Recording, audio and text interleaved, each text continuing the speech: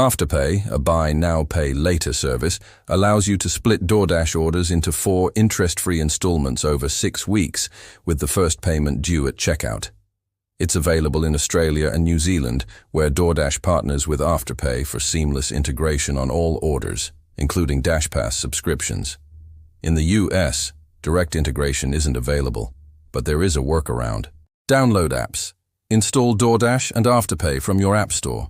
Sign up or log in to Afterpay with email, phone, and linked debit or credit card. Complete quick KYC if new. Place order on DoorDash. Open DoorDash. Add items from restaurants or grocery stores to your cart. Proceed to checkout. Select Afterpay. At payment, choose Afterpay from options. Confirm your Afterpay login. Review the installment plan, for example, $50 order, $12.50 has X4. Complete purchase. Tap Place Order. DoorDash processes instantly. Afterpay handles payments. Track in the Afterpay app. US workaround, purchase gift card. In the Afterpay app, shop DoorDash e-gift cards, denominations from $15 to $200. Add to cart. Select Afterpay at checkout.